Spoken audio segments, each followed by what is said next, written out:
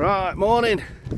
The Duke's been up all night. He's super excited. He's been on eBay and he's just around the corner of the yard now, putting the trailer on with Bob because we're off on another road trip to go and look at a piece of machinery for the farm. So he's super excited and he's as giddy as a belly full of pups. So we'll see you on the road. Bob's just testing all the lights on the trailer. Right, we're all in the truck.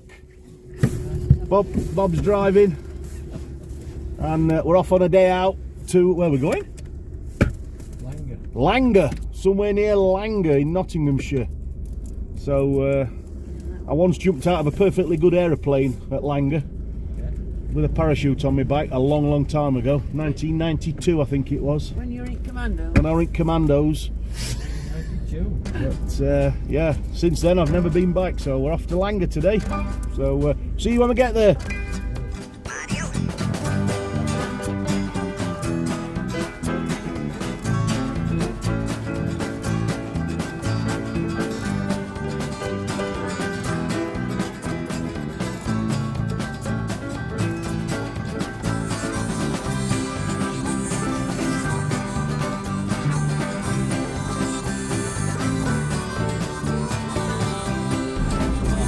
Coach Gap Lane. Coach Gap Lane, yeah. Smell it nearly here.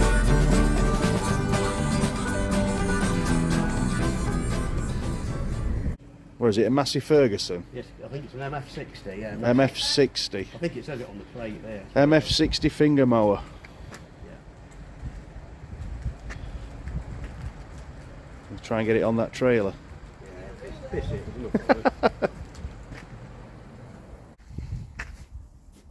Right, we've just got back. A long road trip, and it's a Massey Ferguson finger bar mower, and we got some free racking with it as well because it was the same colour. So Bob's going to have that in his workshop to put all his tools on, and yeah, we got something for Bradley as well. Yep, we've got him a Y splitter for the back of his slurry tanker. But yeah, we're just going to get out. That's my spanner, that. Don't lose that. I found an 1/2-inch spanner while I was there. Look at that. You should always have one of them in your toolbox. So I'm just going to get this off now and get it unloaded.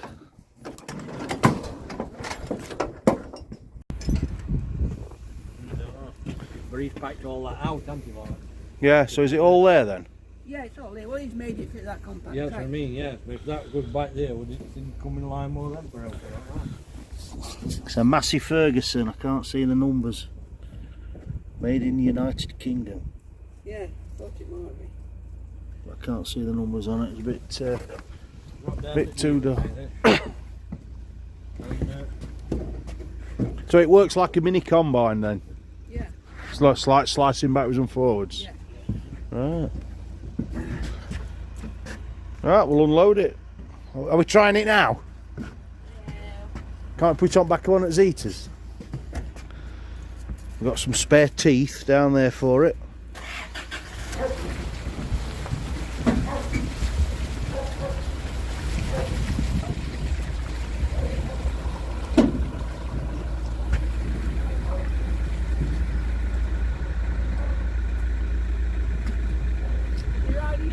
Well, I couldn't get off. He set off before I could get off at trailer. Hey? I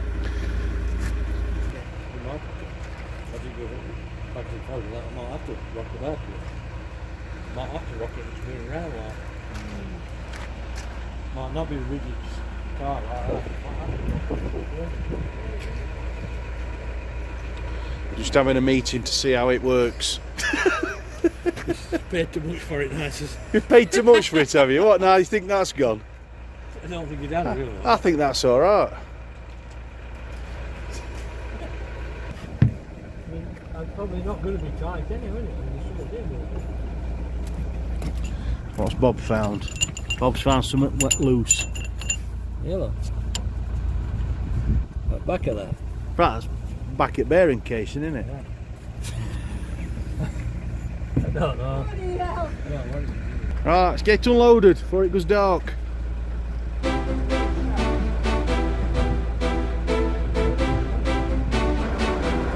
You got that bug fetching with my first knots in?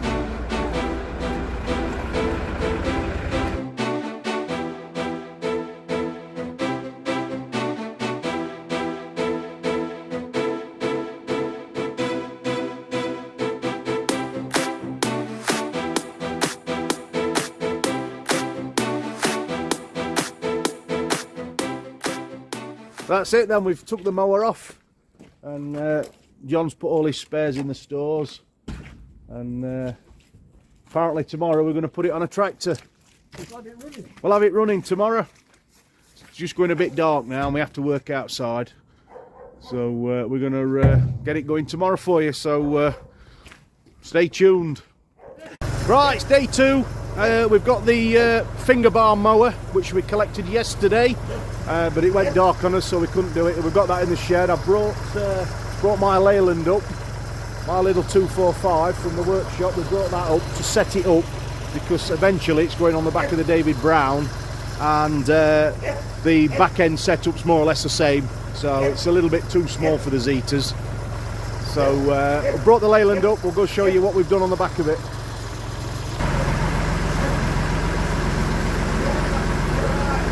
Bob and the Duke have been busy all morning, going through it, setting it up, checking all the bearings, greasing it, you name it, they've done it to it. But the Duke's still convinced that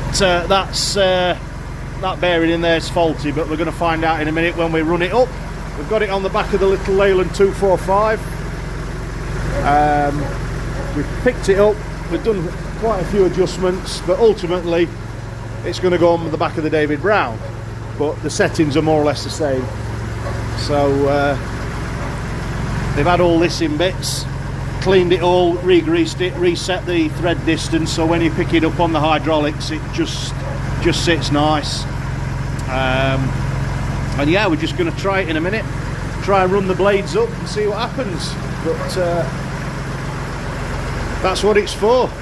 And ultimately it's for cutting the grass underneath the electric fence, so we could just like sneak under the edge, around the edges of the fence, and cut all the thistles down. That's the plan.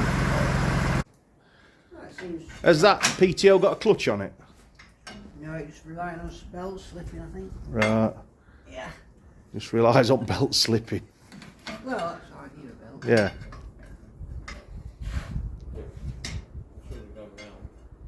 Yeah, you've nearly gone a full rotation. Nearly there, go on, over again. That bearing's wobbling though.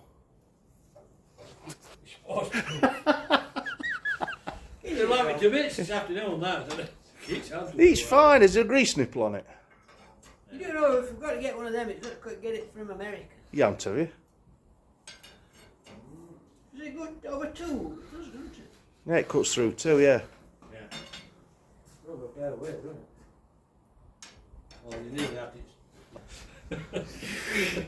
Right, we're going to give it a try. We're going to fire it up, and the Duke's not very happy with this bearing. That's why he's got the light on the floor there, so he can see if it moves. It's all technical, this job. So we'll start it up, see what happens. It's a wobbly old thing.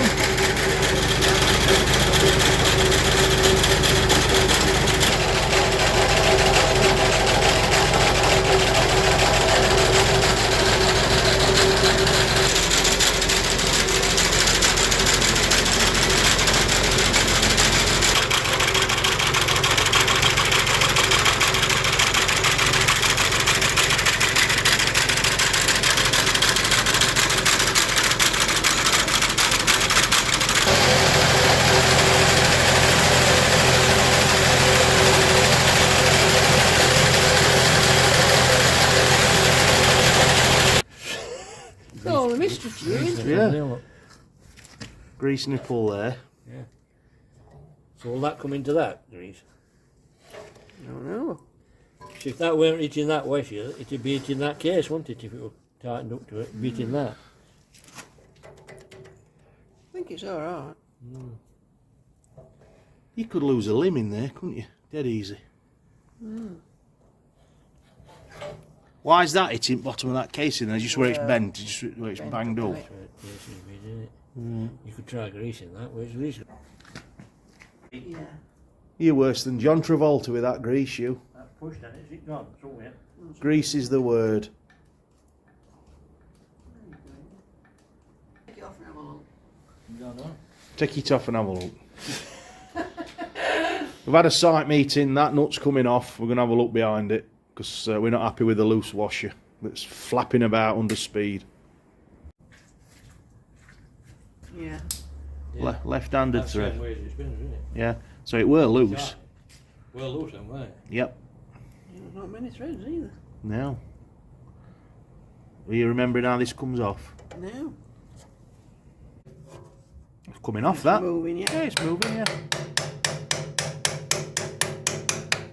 Forcing it off, isn't it? Forcing it off, that, definitely. Is there a spline? It's fell off. It's off. Is there a spline, Bob? No. No? No. Alright. That's inside a bearing left behind. Is it? Yeah. That is.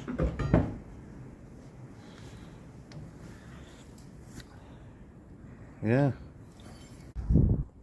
Right, we've got the shaft off. We've undone the track rod end at that end. We've got the bearing housing off. We've got the bearing out, which is there. That goes in there. Cleaning it all up, and Bob's just gone to find some bolts for that. First time lucky. Look at that. Does it go through? You go all the way through. You've got thickness of that as well. Not long enough. A bit longer than that. There's some next side length.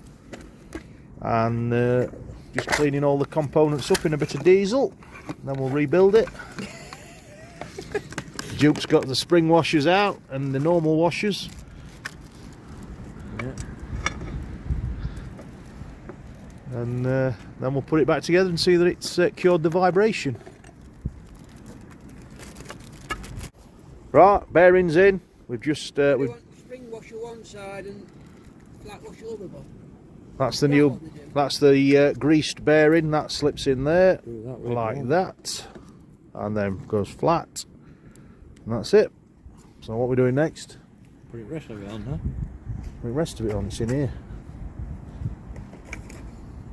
That's that bit, Bob, and that's the inner bit. So that went like that, did it? Did it go that way? That way. That way like that, And that and like that, that. and that like that. Line the holes up and put the bolts in. Does the head jam so it can't turn? Doesn't it? Probably so. When it's in Yeah, the there. edge of the bolts, yeah. Yeah, it will do, yeah, it'll sit flat, won't it? Yeah, like that. that's it, so that can't turn. They're clever, weren't they, Massey Ferguson? They were clever. No, they're not daft, are they? Not as smart as us three, though. We're working out how it goes back together with no instructions. See, they go an instructor in factory. Yeah.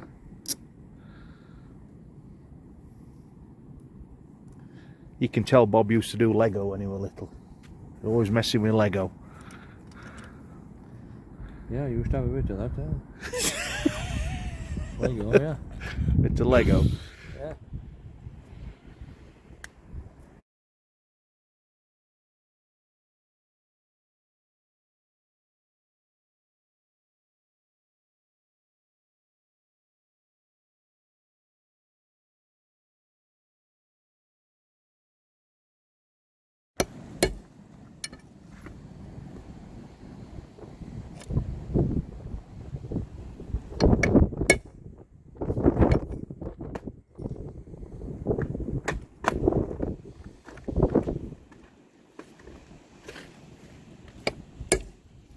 That's it.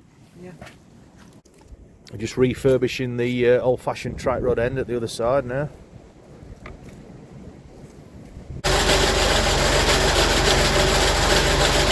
There we go, all back together and working.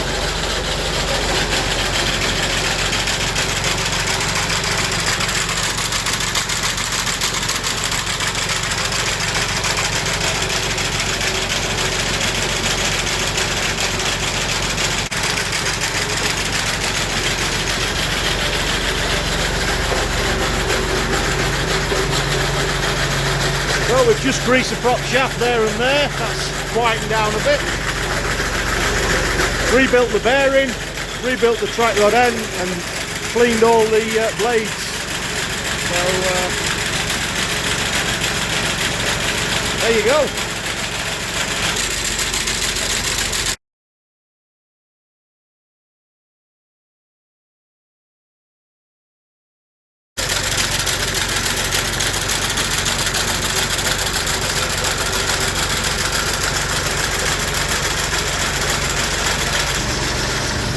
So that's the Duke's rainy day fingerbar mower project, ready for the winter. All we need to do now is wait for some thistles to grow in the summer, and then we'll go and chop the things down. But I hope that video's been useful to you. I've never seen a fingerbar mower working before, so a bit before my time, but apparently that's what they had back in the day. So he's going through a midlife crisis, so he's got one, start the heritage farm. And we'll be using it in the summer under the electric wire for the electric fence, cut the thistles down. Like I said, we've set it up on the Leyland, but it is for the new David Brown 880 that we've refurbished. So yeah, if you found that useful, give us a like, give us a thumbs up, and consider subscribing, and we'll see you on the next video. See you later.